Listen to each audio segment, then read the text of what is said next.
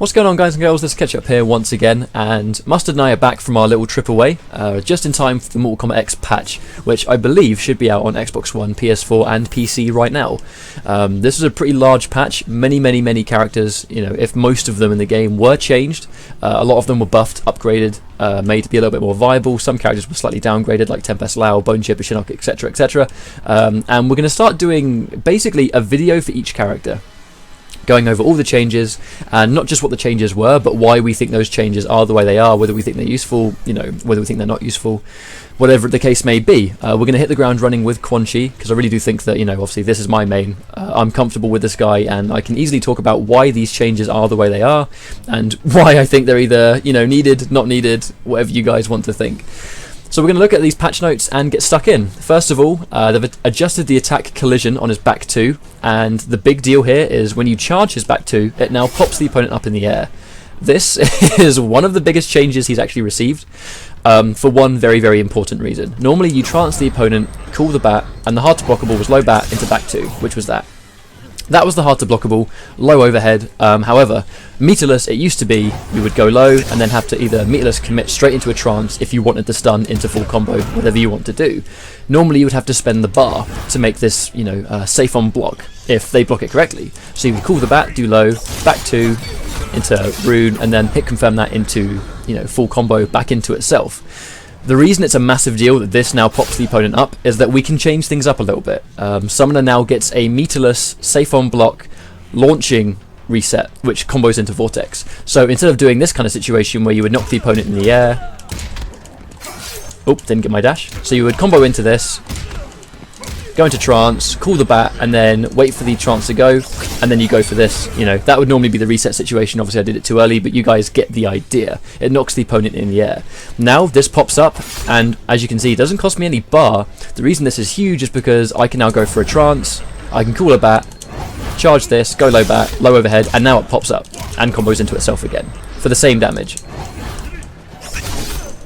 So it's the same kind of situation, it's just that now it pops the opponent up in the air. For meterless, is safe on block, it's always been 0 as far as I'm aware, and now I get the same situation, but it costs me no bar. This is a massive buff for Summoner, because if you want to leave yourself safe, it would always sort of cost you meter to do so. Now he can put you in the same situation, only, you know, now low overhead, and then hit confirm it on hit, back into itself, you summon the bat, charge it, low bat, overhead, and then you constantly hit confirm and you get a full combo into trance, and that will just loop into itself at the cost of no meter. Obviously this is going to be slightly different because obviously when they block this, when they block the meter burn rune, you're now plus and you still get another mix up afterwards. When this is blocked, you're going to be at that neutral 0 state because you can't special cancel the charged back 2. But in all honesty, it's a fair trade. Not being able to special cancel this does mean that you're going to be reversed to neutral, but the payoff on hit means you get a full combo launcher back into Vortex at the cost of nothing. A very big change. The second big change is that his down 1 is now 6 frames.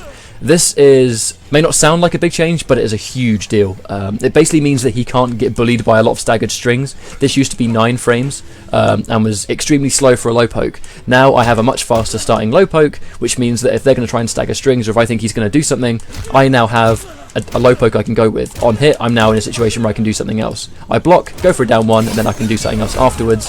Whereas normally the down 1 would start up so slowly, I would get hit before it comes out. Just to kind of demonstrate this to you guys, I'm going to set Kung Lao to do 4-4 and then mash down 4 like this. Normally, I would have to hold that down 4. Hang on, I'm going to have to try and see if I can get it again. Let's go record AI. And then we're going to mash down 4. Normally you would have to hold this because the mix-up, my low pokes were so slow, the down 4 would be guaranteed and I would get screwed. Whereas now, I can down 1 him and the down 4 will not connect. I can beat him before he gets his low poke out there, as you guys can see. We'll turn him off just real quick. But that's pretty much long story short. Situations where I would normally have to hold a mix up because my low pokes weren't fast enough, I now have that defensive option of a down 1 that is much faster, giving me that defensive option that Quan didn't have before. So when it comes to someone like Summoner, you've now got more offensive options, a meterless hard to blockable. I mean, this is just a regular combo, I'm sure you guys can get more damage. But charge this, low bat, and then as you can see it launches, and now if they start the offense, I've got a much faster down 1, which gives me more defense. However, this isn't where things end. Sorcerer, I can't demonstrate this, but we are going to change to Sorcerer anyway. Let's go practice options, play 1 variation, and Sorcerer. I'm going to try and keep these videos as short as possible, but I really want to kind of explain why these things are effective. So if they're a bit longer than normal, please bear with. However, the only change that Sorcerer got given, apart from obviously the universal down 1 change, which is this, and the back 2, which isn't really going to help Sorcerer, there was a bug that existed. You guys may have seen a video where randomly I would get hit, even though I'm standing in armor, and it wouldn't count. I'd take the hit even though I'm standing in armor. It was a very frustrating bug. It happened to me multiple times at Evo and versus fighting. It actually happened at Evo top 8 where I was sitting in armor and MIT threw a tonfa at me. I got hit and I didn't get the full screen momentum that I should have got. That has since been patched out. It turns out every 11th frame, for some reason, I didn't have armor on every 11th frame of this duration. It's been removed and that's it. Happy days. Sorcerer is basically unchanged, and that's all that was changed in Sorcerer, was that bug was fixed. Now, finally, we're going to go to Warlock. Warlock was significantly buffed in my opinion. First things first, you guys may have seen in my Warlock video that 4-2-1-2 scoop used to do an unscaled 5%. It still does damage when you use it by itself, but if you used a combo right at the end, let's go for a combo here, and then we'll do 4-2-1-2 scoop. It used to do an unscaled 5% chunk right at the end. That's since been changed.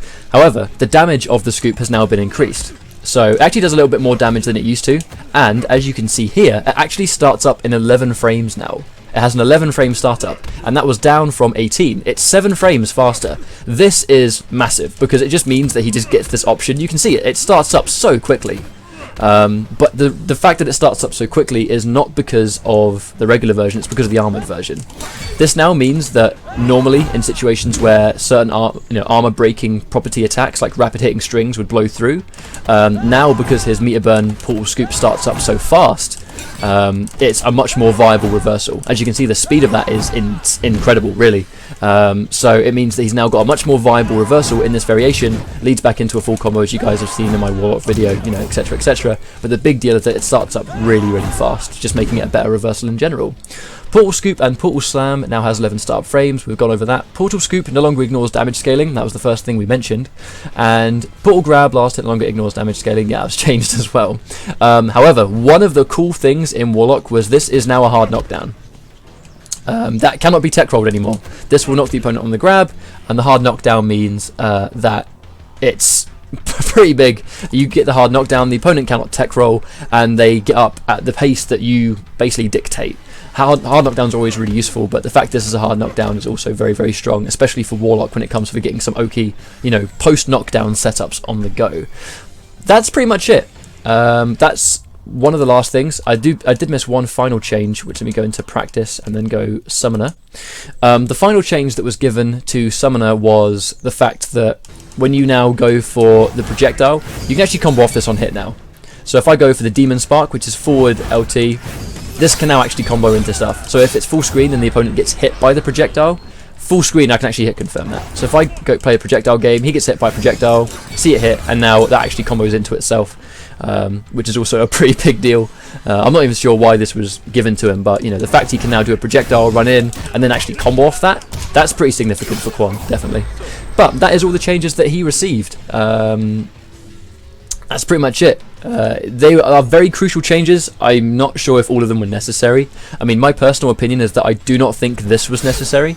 I feel like Summoner, although was ridiculous when he landed a trance, it was kind of balanced in the sense that his hard to blockables were basically all he had. He had really good zoning as well, which obviously isn't all he had, but the fact of the matter was that he already had a very strong hard to blockable game, but when things got utterly ridiculous with being able to launch and combo into itself and be safe, he had to spend the bar to do it. Now when he goes for a trance, he doesn't have to spend the bar. He can charge this, go low, overhead, launch, hit confirm, back into itself, and I don't feel like this change was necessary, although has significantly helped Summoner.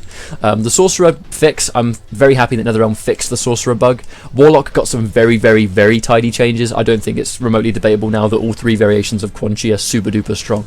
No doubt about it. But that is the new Quan Chi. Some very, very significant buffs, and that's it really. Hopefully you guys enjoyed this. There will be more characters coming out very, very frequently. We're going to try and collaborate with some other UK guys to get some of their insight on characters that they play more than we do, just to kind of give you guys a little bit more of an insight of what the characters can now do. Anyway, I'm Ketchup, and I will see you guys next time. Don't forget to like and subscribe, and tune in to our stream tomorrow, where we're going to be doing our 10,000 fan giveaway stream, so make sure you're tuned in for that. Take care now, guys. See you later.